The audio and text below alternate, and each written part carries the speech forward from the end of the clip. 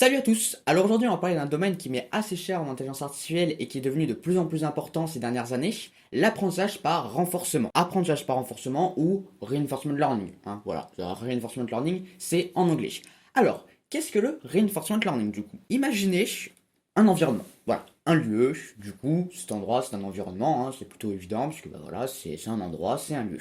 Et on va y placer quelqu'un, voilà, un petit personnage, tout ça. Et ce personnage ne connaît absolument rien de cet endroit. Absolument rien.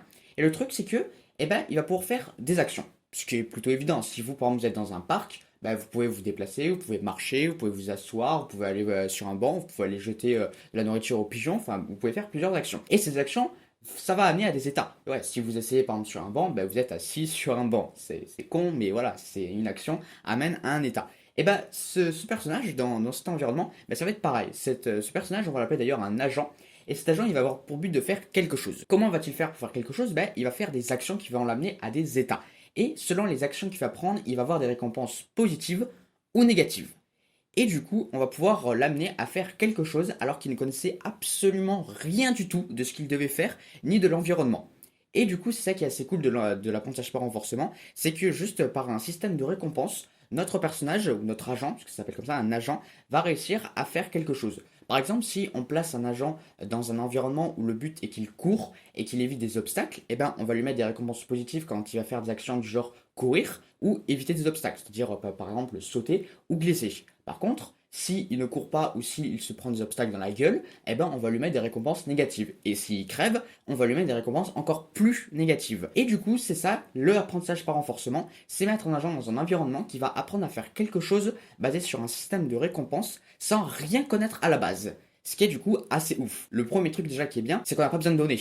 Et si vous vous souvenez, quand vous avez vu mes vidéos sur le machine learning et le deep learning, ben les données, il faut en avoir beaucoup. Beaucoup, beaucoup, beaucoup. Là, non. Là, on s'en bat les couilles des données. Franchement, honnêtement, on peut juste faire notre petite IA là dans un environnement et elle se débrouille toute seule. Et ça, le truc qui est plutôt cool du coup, c'est qu'on n'a pas besoin de données ou de choses comme ça.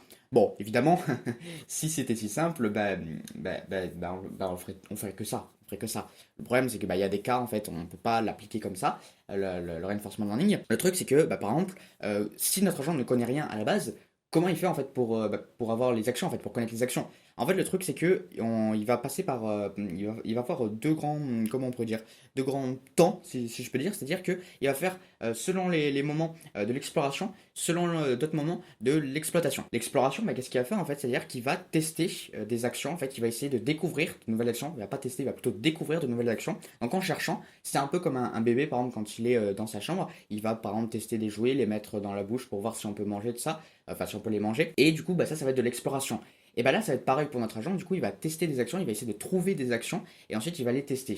Et l'exploitation, ce qu'il va faire, c'est qu'il va réutiliser les actions qu'il a découvertes et les utiliser, les exploiter. C'est par exemple le cas bah, des personnes âgées ou un petit peu voilà ou des personnes adultes qui vont du coup reprendre des choses qu'ils connaissent et qui vont les utiliser parce que bah, ça leur est utile. Comme par exemple la nourriture.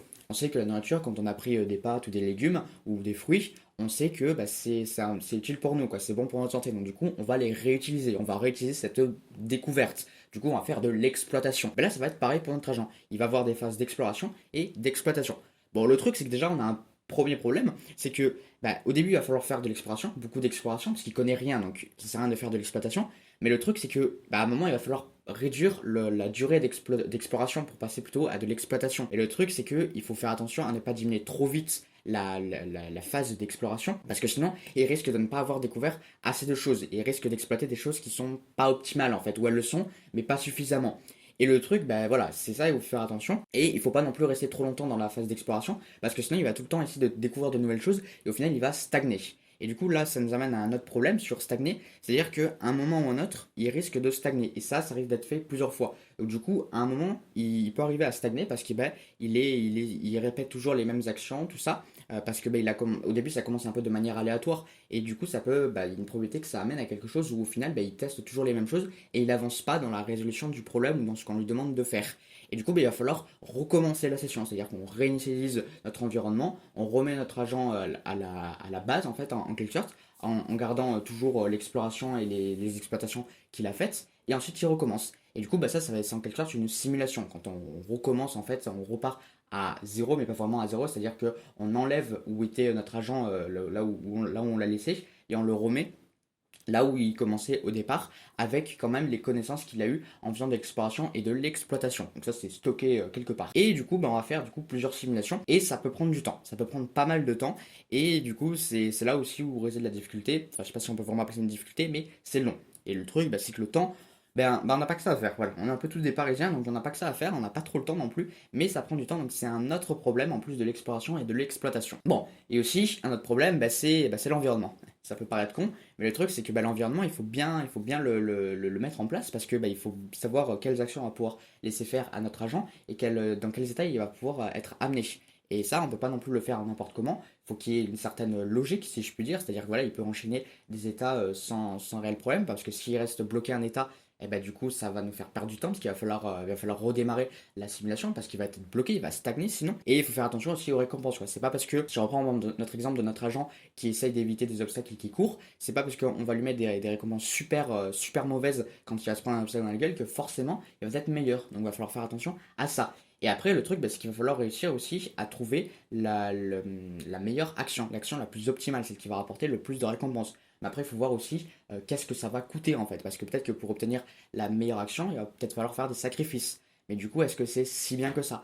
Et du coup, ça va être le but en fait de ces algorithmes, ça va être d'essayer de trouver la récompense la plus optimale. Et c'est là où du coup, ça rentre aussi dans tout un jeu où il va falloir trouver le bon algorithme, tout ça. Et du coup, le truc que vous avez peut-être dit, c'est que c'est super cool pour les jeux ou les jeux vidéo.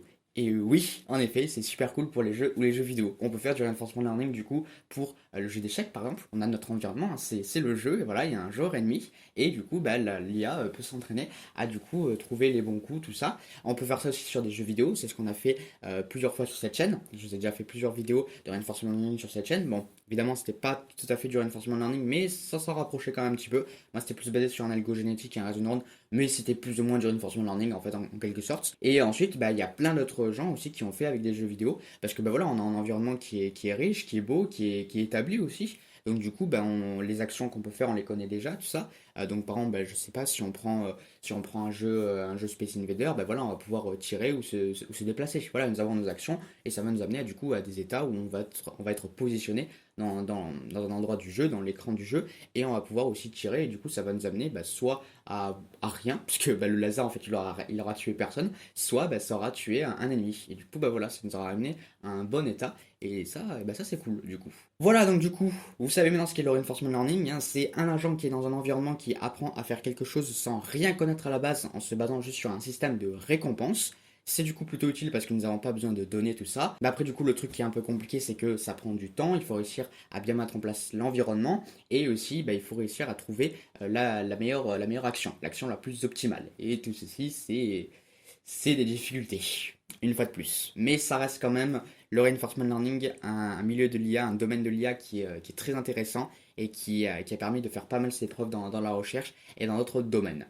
Comme par exemple, ouais, faire des jeux vidéo. Parce que c'est vrai que c'est cool quand même de faire des IA qui jouent à des jeux vidéo.